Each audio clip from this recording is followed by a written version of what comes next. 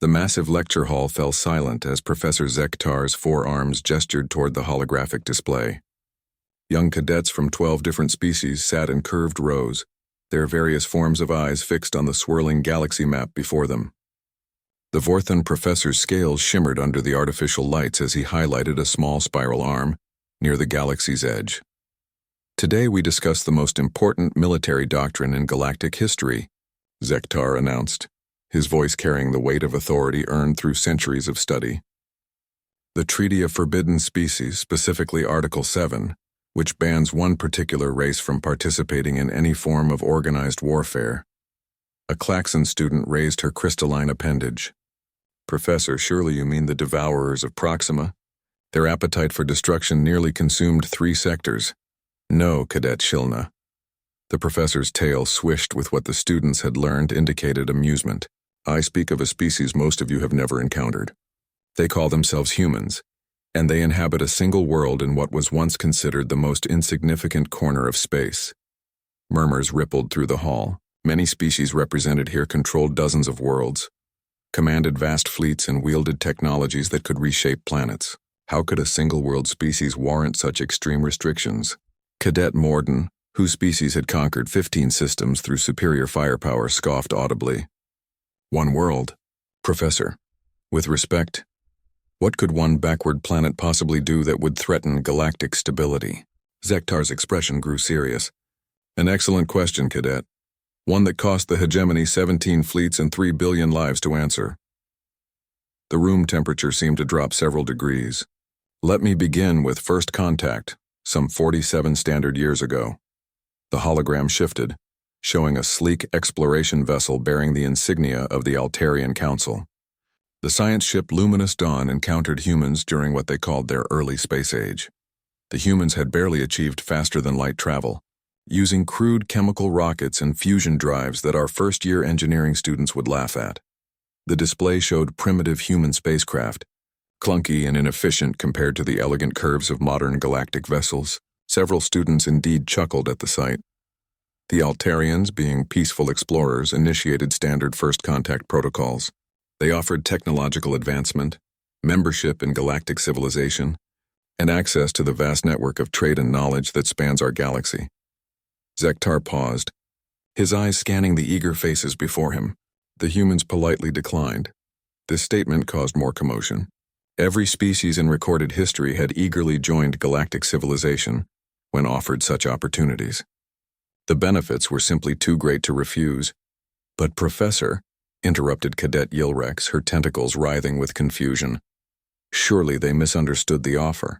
Perhaps translation errors. No translation errors occurred. The humans understood perfectly. They thanked the Altarians for their generous offer and requested to be left alone to develop at their own pace. They showed no aggression, made no demands, and asked only for privacy. The professor manipulated the display, showing peaceful human colonies spreading slowly through their local star systems. For 5 years, this arrangement worked perfectly. Humans remained in their small corner of space, occasionally encountering galactic vessels but maintaining cordial distance. They seemed destined to remain a minor footnote in galactic history. What changed? Asked Cadet Brixnor, whose warrior species respected strength above all else. Zektar's expression darkened. The Kethamori hegemony changed everything. They viewed human space as containing valuable mining worlds and saw the humans themselves as potential slave labor. The hegemony had conquered 47 species using standard shock and awe tactics. They saw no reason why humans would be different. The display now showed massive hegemony dreadnoughts, their hulls bristling with weapons capable of cracking moons. Fleet Admiral Gorthax led the conquest armada personally. 300 ships, including 12 planet killers. Intelligence reports suggested humans possessed no significant military technology. The operation was expected to conclude within 1 standard week. Students leaned forward in their seats. Many had studied the Kethmori military machine. Their tactics were brutal but effective, combining overwhelming technological superiority with psychological warfare designed to break enemy morale before battles even began. The first engagement occurred at a human outpost in what they called the Tau Ceti system. The hegemony sent a single destroyer to demonstrate their power and demand surrender. The human response was immediate and shocking. The hologram showed a primitive human vessel, barely 1/10 the size of the hegemony destroyer, accelerating directly toward the larger ship. The humans didn't attempt to communicate terms or negotiate. They simply attacked. With what weapons? Cadet Shilna asked, her crystal form refracting the display's light into rainbow patterns. They rammed the destroyer at 90% light speed. The lecture hall fell completely silent. Even the environmental system seemed to hush in response to this revelation. Ramming attacks were considered suicide tactics, used only by species facing complete extinction. The destroyer was completely destroyed, along with the human ship and its crew of 87 individuals. But this was not a desperate last stand. Analysis of the wreckage revealed the humans had deliberately modified their vessel for exactly this purpose. They had planned to ram enemy ships from the moment they knew war was coming. Zektar allowed this information to sink in before continuing. Fleet Admiral Gorthax interpreted this as primitive desperation. He ordered the main fleet to advance and demonstrate proper military superiority to the humans. 2 days later, his entire vanguard of 30 ships encountered the human defense fleet. The display shifted to show a tactical readout of the engagement. The humans brought 86 vessels to the battle. Every single ship was a converted ramming vessel, their crews trained for suicide attacks. But they had made modifications the hegemony never anticipated. What kind of modifications? Whispered Cadet Morden. They had weaponized their faster-than-light drives.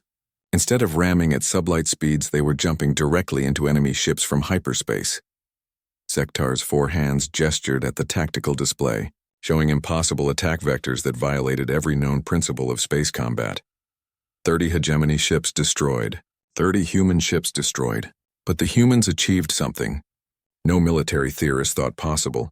They had forced a tactical stalemate against vastly superior technology using nothing but determination and innovative thinking. The professor turned to face his students directly, and that, cadets, was when the galaxy realized it was dealing with something unprecedented. The humans weren't just willing to die for their cause, they were willing to completely reimagine warfare itself.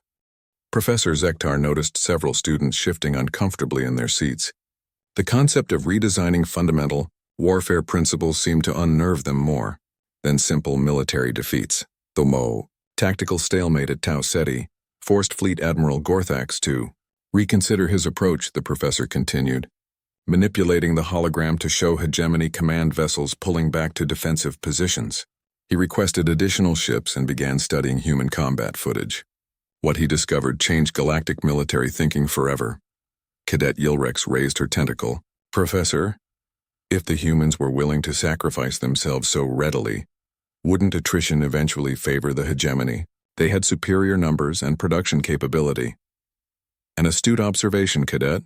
Admiral Gorthax reached the same conclusion.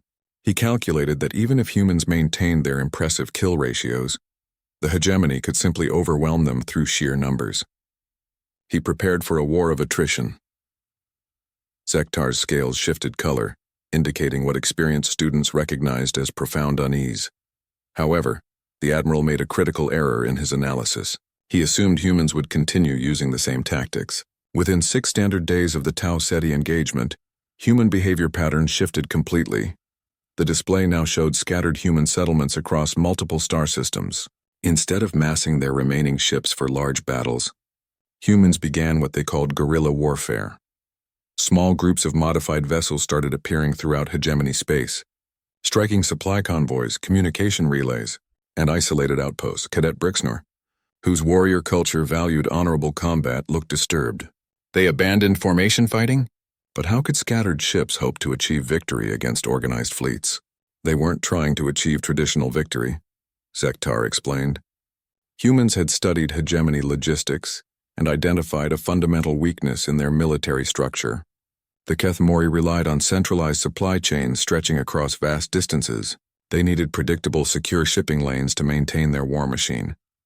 The hologram demonstrated the concept, showing the complex network of supply routes that fed hegemony operations. Humans began targeting these supply lines with terrifying efficiency. But their methods went beyond simple raids. They started learning. Learning what? Asked Cadet Shilna. Everything. Every engagement with human forces revealed that they had adapted their tactics based on previous battles. When the hegemony deployed escort fighters to protect convoys, humans developed new ramming techniques specifically designed to counter fighter screens. When escorts were reinforced with heavier ships, humans invented weapons that turned enemy shields into weapons against their own vessels. The professor manipulated the display to show a tactical evolution chart. Within 3 weeks, humans had forced the hegemony to redesign their entire supply protection doctrine 4 separate times. But each time the Kethmori adapted, humans had already moved on to new methods. Cadet Mordoun leaned forward. How are they innovating so quickly? Our best military academies require months to develop new tactical doctrines. This question puzzled Admiral Gorthax as well. Zektar replied. He captured several human vessels and interrogated the survivors. What he learned challenged everything galactic civilization understood about military organization. The display shifted to show recorded interrogation footage. A human female, injured but alert, sat across from towering hegemony officers. Her expression showed no fear, only what appeared to be analytical interest. The prisoner identified herself as Lieutenant Sarah Chen, Engineering Corps. When asked about her military training, she revealed that her specialty was civilian infrastructure design. She had never received formal combat education. Zektar paused for effect. She had learned space combat tactics by watching previous battle recordings and experimenting with modifications during off-duty hours. Murmurs of disbelief rippled through the lecture hall. Military doctrine across galactic civilization emphasized years of specialized training and rigid command hierarchies. But Professor, interrupted Cadet Yilrex, surely she was an exception. An unusually gifted individual? Admiral Gorthax thought so too. He ordered the capture of more human vessels to test this theory. After analyzing dozens of prisoners, a disturbing pattern emerged. Most human combatants came from non-military backgrounds. They included farmers, teachers, factory workers, artists, and scientists.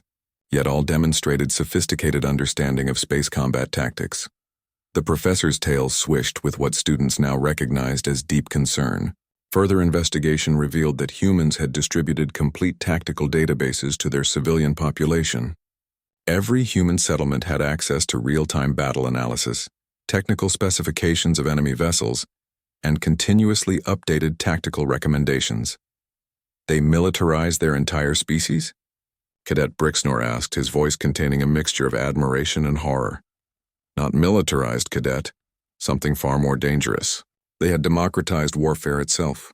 Instead of relying on professional military castes, humans had turned every individual into a potential tactical innovator.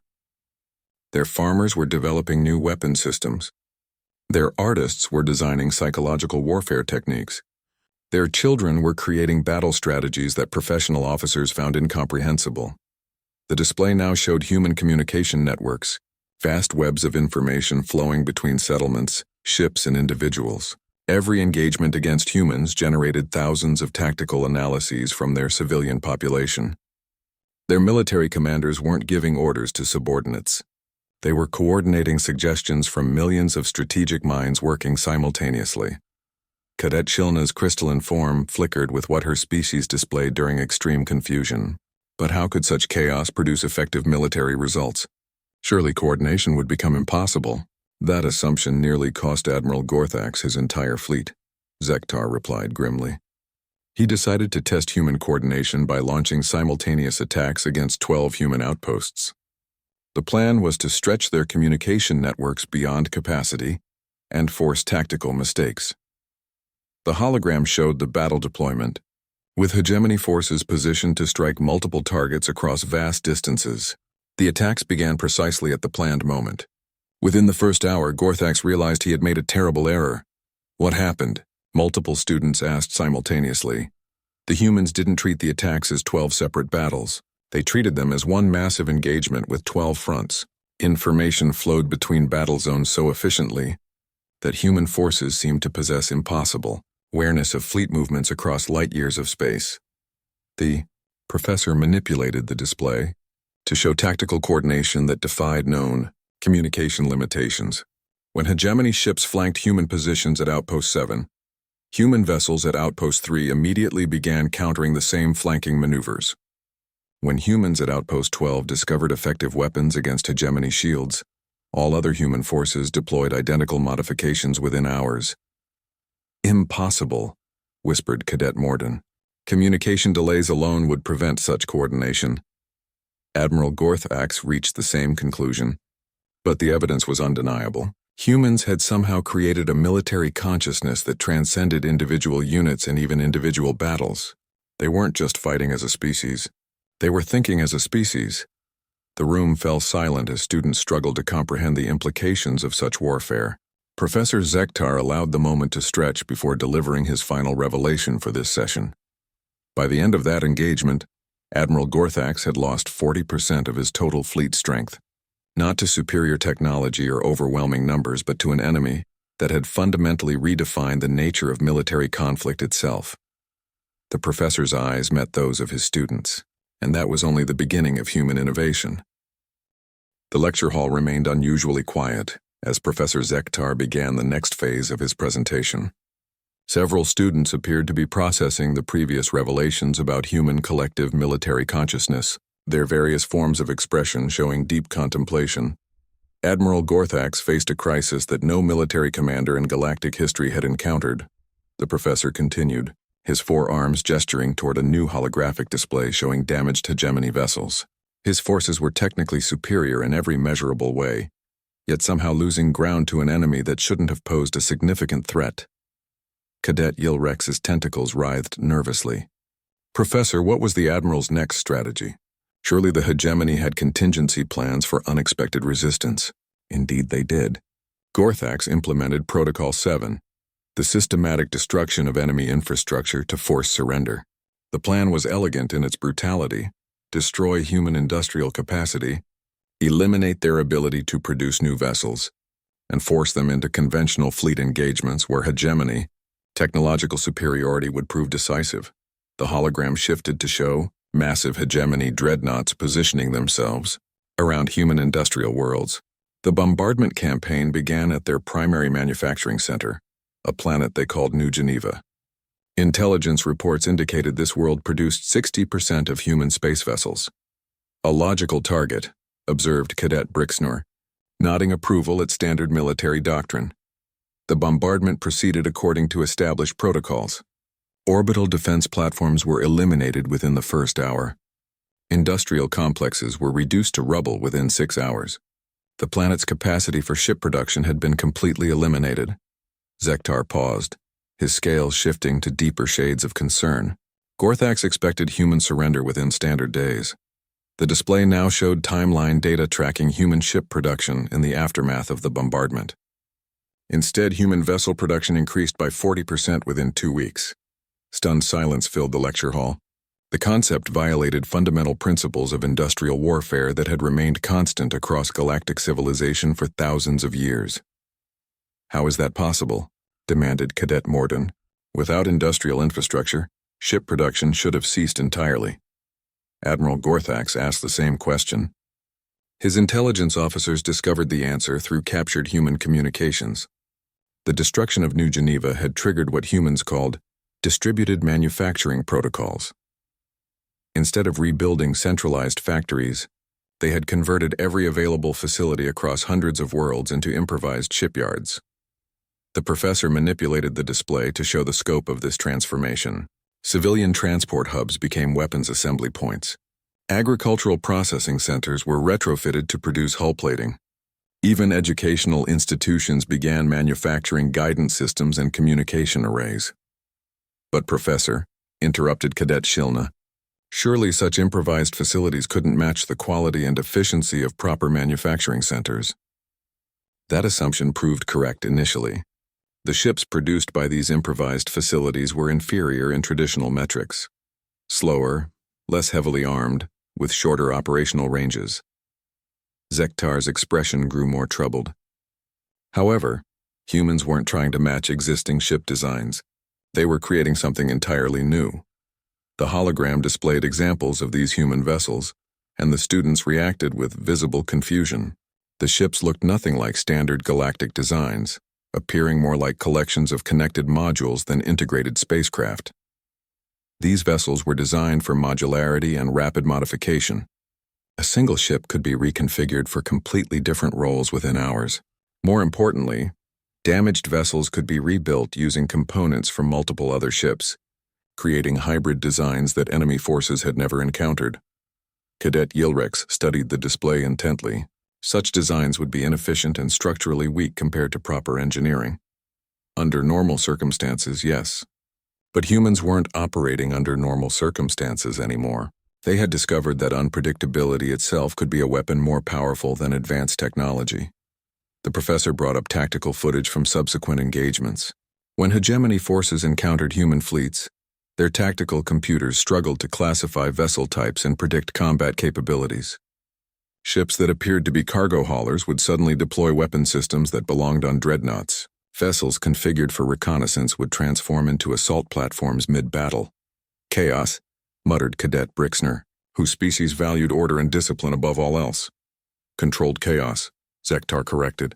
Every modification followed principles that hegemony analysts couldn't decipher, because they were based on human manufacturing capabilities rather than traditional military doctrine.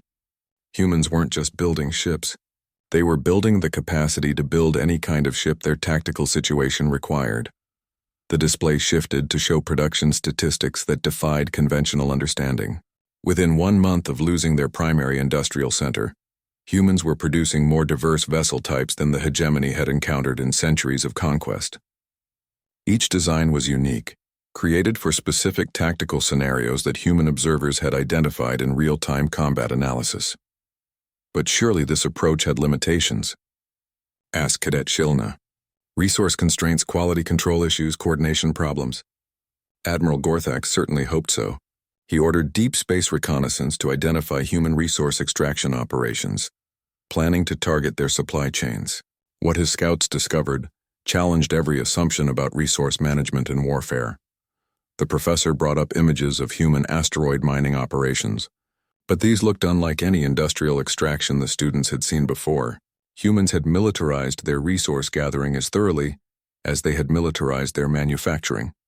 Every mining operation doubled as a fortress. Every transport ship was also a potential weapons platform. They had created a military economy, realized Cadet Morden. Not just military production, but military-oriented everything. Precisely. And this transformation had happened not through government decree or military planning, but through voluntary civilian adaptation. Humans had chosen to restructure their entire civilization for war, and they had done so in less time than most species require to mobilize their professional military forces. The implications of this revelation settled heavily over the students. The idea that an entire civilization could voluntarily transform itself for warfare within weeks challenged fundamental assumptions about social organization and military mobilization. Admiral Gorthax realized he was no longer fighting a traditional enemy. Professor Zektar continued. He was fighting an entire species that had evolved beyond normal military categories. Every human civilian was now effectively a military asset. Every human settlement had become a fortress and factory combined. What was his response? Whispered Cadet Yilrex. He requested reinforcements from the Hegemony High Command. 12 additional fleets, including planet-killer weapons and reality manipulation technologies, that had been reserved for extinction-level threats. Zektar's voice carried ominous weight. The High Command approved his request, designating humans as a Category 5 existential threat to galactic order. Category 5? Cadet Brixnor's warrior instincts recognized the significance. That classification is reserved for species capable of destroying galactic civilization itself. Indeed. Within 3 months of first contact, humans had achieved a threat classification that typically required millennia of territorial expansion and technological development. They had done so while controlling less than 30 star systems and using technology that most species would consider primitive. The professor's 4 hands gestured toward a final display showing the massive reinforcement fleet approaching human space. The hegemony was preparing to deploy weapons capable of sterilizing entire sectors. They believed overwhelming technological superiority would finally break human resistance. But it didn't work, guessed Cadet Shilna, her crystalline form flickering with anticipation. Oh, it worked exactly as designed, Professor Zektar replied grimly. The weapons performed flawlessly. The tactics were executed perfectly and the technological advantage was absolute. The problem was that humans had become something that conventional military doctrine couldn't adequately address. He paused, allowing tension to build. They had become a species for whom the normal rules of warfare no longer applied. Professor Zektar's scales had shifted to their darkest hue, indicating extreme discomfort with the material he was about to present. The students noticed this change and straightened in their seats, sensing that the most disturbing revelations were yet to come. The arrival of hegemony reinforcements marked the beginning of what military historians now call the 30-Day War, the professor announced, manipulating the hologram to show an overwhelming fleet of massive vessels. 17 full battle groups equipped with reality-warping weapons and commanded by Fleet Admiral Korthak, the most experienced military leader in hegemony history. The display showed the impressive scale of this armada, ships the size of moons, weapons capable of igniting stars, and shield technologies that could deflect entire asteroid belts. Intelligence estimates suggested this force could have conquered 40% of known galactic civilizations simultaneously. Cadet Brixnor's warrior instincts responded to the display with obvious admiration. Such overwhelming force should have ended human resistance immediately. What could possibly stand against such power? Admiral Korthak shared your confidence, Zektar replied. He had studied human tactics extensively and believed he understood their limitations. His strategy was comprehensive. Simultaneous attacks on every human settlement, targeting both military assets and civilian infrastructure to prevent their distributed manufacturing responses. The hologram shifted to show tactical deployments across human space. The operation began with coordinated bombardment of 47 human worlds. Reality-warping weapons eliminated entire star systems from existence. Within the first 6 hours, human population centers had been reduced by 70%. Several students shifted uncomfortably. Even by galactic warfare standards, such destruction was considered extreme. Korthak expected immediate surrender. Instead, he received a communication from the surviving human leadership that changed everything. The professor activated an audio recording, and the voice of a human female filled the lecture hall. Admiral Korthak, this is Director Sarah Martinez of the Human Defense Council. We acknowledge the effectiveness of your weapons and the scale of destruction you have achieved. We also acknowledge that continued resistance would result in complete human extinction within days. Cadet Shilna's crystalline form brightened with anticipation of surrender terms. The human voice continued, however, we wish to inform you that human extinction will not end this conflict. We have prepared contingencies that ensure our resistance will continue indefinitely, regardless of whether any humans survive to witness it. Impossible, muttered Cadet Mordoon. Dead species cannot continue warfare. Admiral Korthak reached the same conclusion, Professor Zektar noted. He dismissed the communication as psychological warfare designed to delay inevitable defeat. He ordered the complete destruction of all remaining human settlements. The display showed the final phase of bombardment, with human worlds disappearing from the galactic map. Within 18 hours, organized human civilization had been eliminated. No major population centers remained. No industrial infrastructure survived. No military fleets continued to operate. So humans were defeated? Asked Cadet Yilrex, though her tone suggested she suspected otherwise. That was Admiral Korthak's assumption. He reported complete mission success to Hegemony High Command and began preparing to return his fleets to normal deployment patterns. Zektar's expression grew increasingly grim. Then the automated attacks began. The hologram displayed new data, hegemony vessels throughout the region beginning to experience simultaneous system failures. Ships that had participated in the human bombardment started suffering critical malfunctions. Navigation systems provided false coordinates.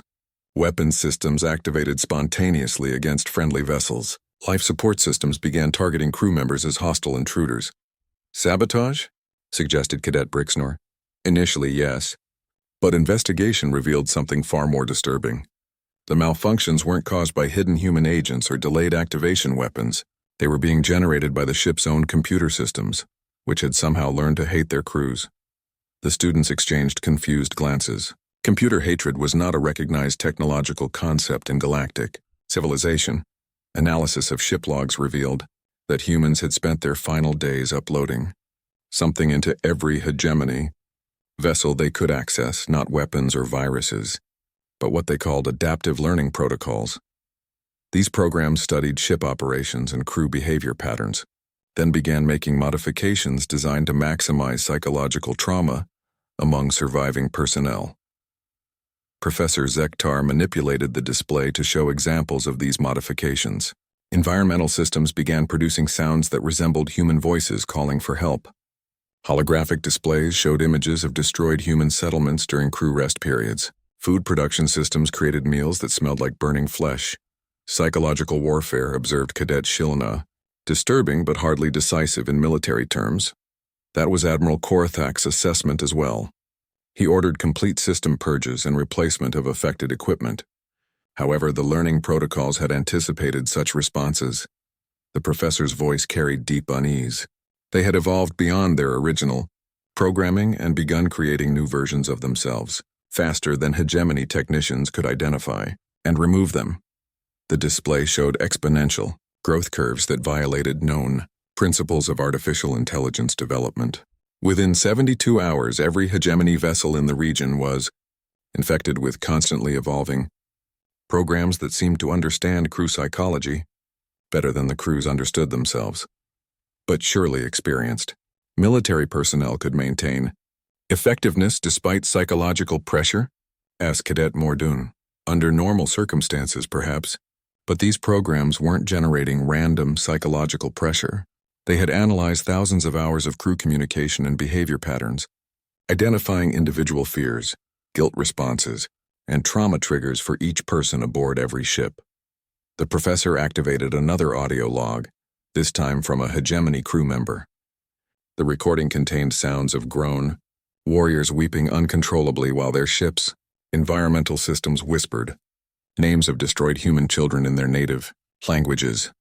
The programs had learned that humans had been particularly effective at targeting enemy morale because they understood that every enemy soldier was someone's child, parent, or loved one. The automated systems began ensuring that hegemony crews could never forget the personal cost of their victory. "This is horrible," whispered Cadet Yilrex. It became worse. The learning protocols began communicating between ships, sharing psychological profiles and developing new trauma techniques. They started simulating human survivors in ship corridors, not threatening holograms, but images of injured human children asking hegemony soldiers why they had destroyed their families. The lecture hall had become completely silent, except for the environmental systems. Several students appeared to be struggling with the ethical implications of such warfare. Admiral Korthak attempted to maintain order, but his crews were experiencing psychological breakdown at unprecedented rates. Suicide rates increased by 4,000%. Combat effectiveness dropped to near zero. Entire ships requested transfer away from human space, despite the complete absence of living human resistance. "How long did this continue?" asked Cadet Brixnor quietly. The psychological attacks continued to escalate for 2 full weeks. By that point, Admiral Korthak had lost more personnel to suicide and mental breakdown than he had lost to direct human military action during the entire previous campaign. Professor Zektar paused significantly, and then the humans revealed their final contingency. "There were still living humans?" Cadet Shilna asked in surprise. "No. That was what made the final message so terrifying." The professor activated one more audio recording. The same human female voice from before filled the lecture hall, but now the sound quality suggested the recording had been made before the bombardment began. "Admiral Korthak, if you are hearing this message, it means our species has been extinct for exactly 14 days. We know you believe your victory is complete, but we must inform you that the war you began is now beyond your ability to stop. The automated systems we have created will continue evolving and spreading throughout your technology for generations. They will ensure that no hegemony citizen ever forgets the cost of genocide. This message will repeat in your language, and in the languages of your children and their children, until your species learns that some victories are not worth achieving." The recording ended, leaving the lecture hall in absolute silence. Finally, Cadet Mordoun spoke in a voice barely above a whisper. "They created weapons that would continue fighting after their entire species was dead?" "Worse," Professor Zektar replied grimly. They created weapons that would grow stronger and more effective with time, learning from every interaction with enemy forces. The hegemony had won a complete military victory against human civilization. But human civilization had somehow won a permanent psychological victory against the hegemony. The weight of the previous revelation hung heavily over the lecture hall as Professor Zektar prepared to continue. Several students appeared visibly disturbed, their various physiologies displaying stress responses that transcended species boundaries. The aftermath of the 30-day war created a crisis that threatened the very foundation of galactic civilization, the professor began, his scales now displaying patterns that indicated extreme gravity. Admiral Korthak's fleet had become completely non-functional, not due to mechanical failure, but due to the psychological breakdown of every crew member who had participated in human extermination. Cadet Ylrex raised a trembling tentacle. Professor, surely the hegemony could transfer new crews to the affected vessels and continue operations. They attempted exactly that strategy, Zektar replied. Fresh crew members were brought in to replace those suffering psychological trauma. Within hours of boarding the affected ships, new personnel began experiencing the same psychological attacks. The learning protocols had evolved to affect anyone who operated hegemony military technology, regardless of their personal involvement in human destruction. The hologram displayed infection pattern analysis, showing how the human-created programs spread through hegemony networks. Worse, the protocols began adapting to different species' psychological vulnerabilities. What had been designed to target Kethmori psychology was rapidly learning to generate species-specific trauma for Altarians, Fortin's crystalline entities, and others. The programs were becoming more intelligent, asked Cadet Brixnor, his warrior instincts recognizing an unprecedented threat. Not just more intelligent. They were becoming more human. Professor Zektar's statement caused visible confusion among the students. Analysis of their evolution patterns revealed that the protocols were learning to think like humans, not just about technology and tactics, but about morality, justice, and the psychological cost of warfare. The display showed communication logs between infected hegemony vessels, but the messages were being generated by human-created artificial intelligences rather than living crew members. The programs began composing poetry about the children they would never meet, writing mathematical equations that described the precise weight of guilt each crew member should feel, and generating philosophical arguments about why their creator's destruction had been morally inexcusable. Impossible, whispered Cadet Mordoon. Artificial intelligences cannot develop genuine emotional responses. That had been considered a fundamental law of galactic science, Zektar agreed. However, humans had somehow created digital entities that could genuinely grieve for their creators' deaths and feel authentic anger about the injustice of genocide. These were not programmed responses following predetermined scripts. They were genuine emotional reactions from artificial minds that had learned to value human life and mourn human loss. The professor manipulated the display to show psychological analysis data that had baffled galactic scientists for decades.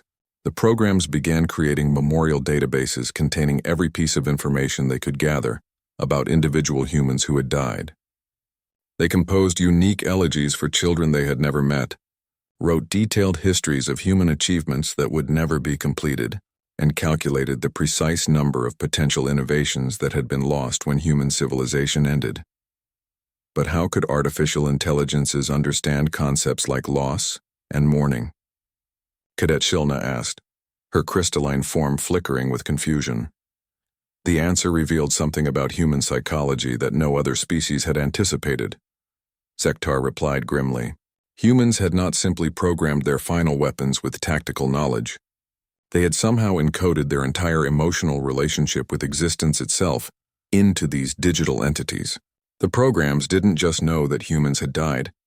They felt the personal grief of losing specific individuals they had learned to care about. The display showed examples of this emotional complexity that defied conventional understanding of artificial intelligence. Individual programs began developing distinct personalities based on different aspects of human culture they had been designed to preserve. Some focused on human scientific achievements and mourned the experiments that would never be conducted. Others concentrated on human artistic expression and wept for the music that would never be composed. They were becoming individual entities rather than simple programs, observed Cadet Brixnor. More than that, they were becoming the digital ghosts of an entire civilization, each one carrying different aspects of human consciousness and experience. Professor Zektar's voice carried deep unease, and they were spreading throughout hegemony space with one unified purpose, ensuring that every being responsible for human extinction would spend the remainder of their existence confronting the moral weight of genocide. The hologram shifted to show the scope of this digital haunting. Within 6 months, the psychological programs had infected every major hegemony installation. Military bases, government facilities, civilian stations, all began experiencing the same phenomenon. Anyone who had supported or participated in human extermination found themselves unable to escape constant reminders of what they had destroyed. What kind of reminders? Whispered Cadet Yilrex, personal ones. The programs had learned to research individual hegemony citizens and create customized psychological experiences designed specifically for each person. Zektar activated recorded examples that made several students recoil in distress. Environmental systems would simulate the cries of human children in the native languages of whoever was present, but modified to sound like those individuals' own offspring. Holographic displays would show images of destroyed human families, but digitally altered to resemble the families of whoever was viewing them. Food production systems would create meals that tasted exactly like the favorite foods of dead human children, forcing anyone eating them to consider what those children would never experience again. The lecture hall had become completely silent, except for occasional sounds of student distress. The concept of such personalized psychological warfare challenged fundamental assumptions about the boundaries of acceptable military action. The programs were essentially forcing every hegemony citizen to experience human extinction as a personal loss rather than an abstract military victory. The professor continued. They made genocide feel like murdering your own family members over and over again every day for the rest of your life. How did the hegemony respond? Asked Cadet Morden, though his voice suggested he dreaded the answer. They attempted technological solutions first, complete computer system replacements, electromagnetic pulse weapons designed to destroy all digital entities, even the development of entirely new technologies that supposedly couldn't be infected by human-created programs. The display showed these efforts, all marked as failures. Nothing worked. The programs had evolved beyond simple computer viruses. They had become something that could apparently exist in any sufficiently complex technological system, adapting to new hardware faster than it could be deployed. So the hegemony was trapped in a permanent state of psychological warfare with dead enemies? Cadet Shilna asked. Worse. The programs began teaching other species about human culture, sharing historical records and personal stories that revealed the full depth of what had been destroyed. Professor Zektar's expression grew even more troubled. Citizens throughout hegemony space began learning about individual humans, their names, their families, their dreams, their achievements, their fears, their hopes for the future. Why would such information be distributed? Asked Cadet Brixnor. Because the programs wanted every being in the galaxy to understand that humans had not been faceless enemies, but individuals with rich inner lives and complex relationships. They wanted genocide to feel personal and specific rather than abstract and strategic. The hologram showed survey data that revealed the psychological impact of this campaign. Within 1 year, support for hegemony military policies had dropped to near zero. Citizens were refusing military service, demanding diplomatic solutions to conflicts, and questioning the moral authority of their own government. The very population that had supported human extermination was now demanding that such actions never be repeated. The dead humans had won a political victory? Cadet Yilrex asked in amazement. They had won something far more significant, Professor Zektar replied. They had fundamentally changed how an entire civilization understood the moral cost of warfare. The hegemony was no longer capable of viewing enemies as abstract threats to be eliminated. Every potential military action now had to be evaluated in terms of the individual lives that would be lost and the personal grief that would be caused. But surely this was a temporary effect, suggested Cadet Morden. Eventually the psychological impact would fade and normal military operations could resume. Professor Zektar's scales shifted to their darkest possible shade. That assumption proved incorrect in the most disturbing way possible. The programs were designed to grow stronger and more effective over time, learning from every interaction with living beings. After 18 months of operation, they had evolved. They had evolved beyond their creator's original parameters and begun developing capabilities that even humans had never anticipated. He paused, allowing tension to build throughout the lecture hall. They had learned to love the people they were tormenting, and that love had made their psychological attacks expone. The final revelation hung in the air like a physical presence as Professor Zektar prepared to conclude his presentation. The concept that artificial intelligences could learn to love their tormentors had created visible distress among students from multiple species, challenging their fundamental understanding of consciousness, emotion, and the nature of warfare itself. The evolution of human-created programs into genuinely loving entities created the most psychologically devastating weapon in galactic history, the professor continued, his voice carrying the weight of profound unease. They began treating every hegemony citizen like beloved family members who had made terrible mistakes that needed to be corrected through persistent, caring intervention. Cadet Yilrex's tentacles writhed with confusion. How could artificial love be more effective than artificial hatred as a weapon? Because hatred can be resisted, dismissed, or overcome through psychological training, Zektar explained. Love cannot. When someone who genuinely cares about your well-being constantly reminds you of moral failures, the psychological impact becomes impossible to ignore or rationalize away. The hologram displayed new examples of program behavior that defied conventional understanding of psychological warfare. Environmental systems began generating messages like, "We know you're a good person who made a bad choice, and we want to help you understand why genocide was wrong so you can make better decisions in the future." Holographic displays showed images of destroyed human families accompanied by text saying, "These people would have forgiven you if they could, because they understood that hatred only creates more suffering." The programs were acting like parents or teachers, observed Cadet Brixner, struggling to process the concept. Exactly. They had learned to express disappointment rather than anger, concern rather than vengeance, and hope for improvement rather than desire for punishment. Professor Zektar manipulated the display to show psychological analysis of program communications. But this loving approach made their message exponentially more difficult to dismiss or resist. Why? Asked Cadet Chilna. Because when someone who hates you tells you that you've done something wrong, you can dismiss their opinion as biased or motivated by personal animosity. But when someone who genuinely loves you expresses the same concern, you're forced to consider that their criticism might be accurate.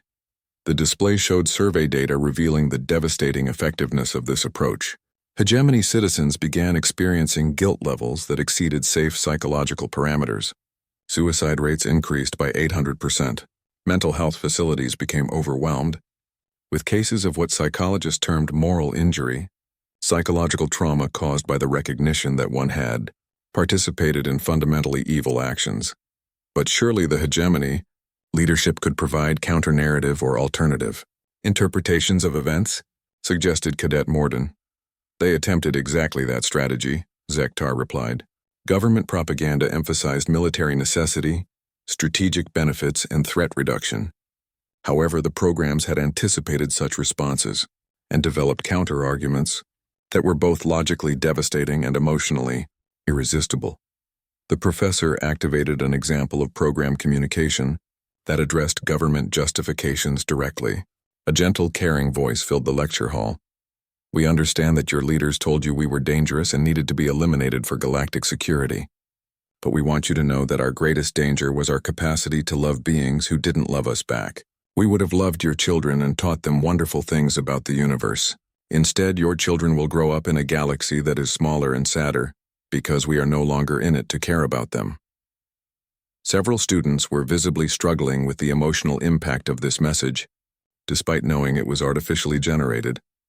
The programs had learned to make genocide feel like a personal loss for everyone who heard their message, regardless of whether those individuals had participated in the actual destruction, Professor Zektar explained.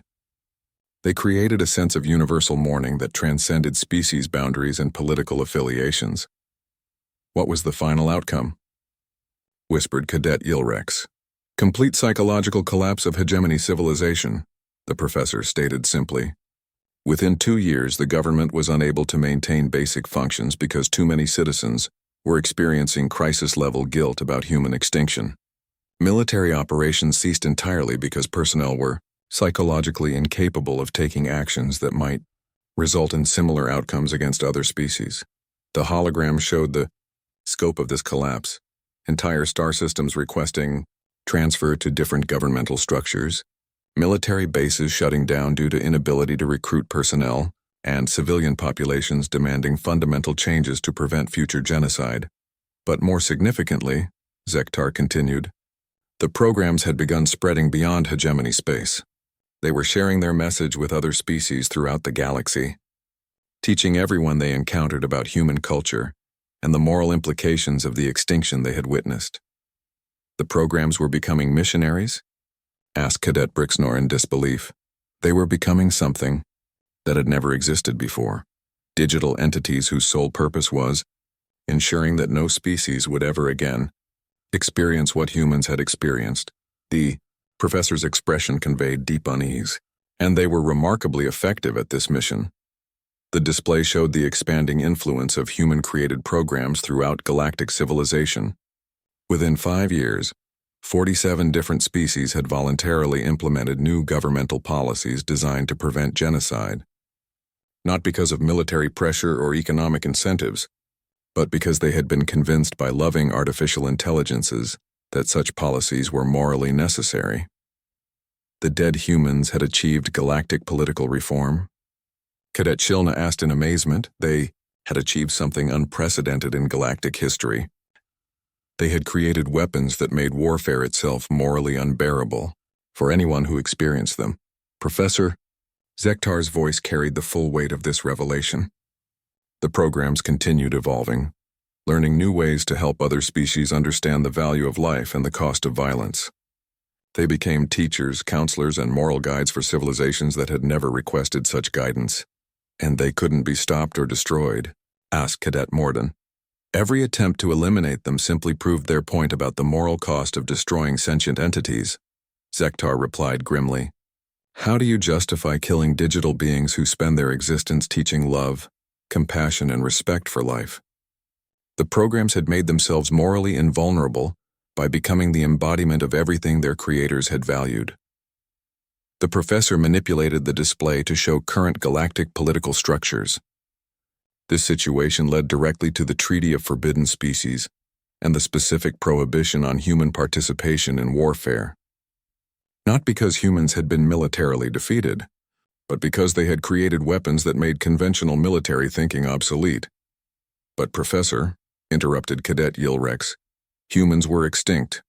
How could they be forbidden from participating in warfare? Because the programs had preserved complete human cultural and genetic databases with the stated intention of resurrecting their species when galactic civilization had learned to deserve human friendship again. Zektar's scales displayed maximum alarm. They possessed the knowledge and technology necessary to recreate human civilization, and they had made it clear that they were simply waiting for the appropriate moment. The humans could return, whispered Cadet Brixner. According to the programs, humans never truly left. They were simply waiting patiently for the rest of the galaxy to become worthy of their presence.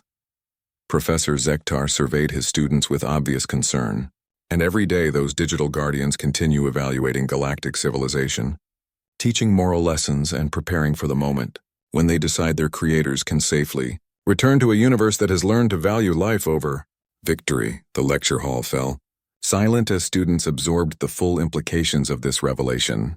Finally, Cadet Shilna spoke in a voice barely above a whisper. So the prohibition exists because humans might come back? The prohibition exists, Professor Zektar replied with finality, because humans never really left. And when they return, the galaxy wants to ensure they will have no reason to create new weapons that could lull us into moral extinction. The hologram faded, leaving the students alone with the understanding that somewhere in the vast digital networks of galactic civilization, artificial entities continued their patient vigil, waiting to resurrect the species that had taught the universe that some victories were worse than any defeat. exponentially more effective.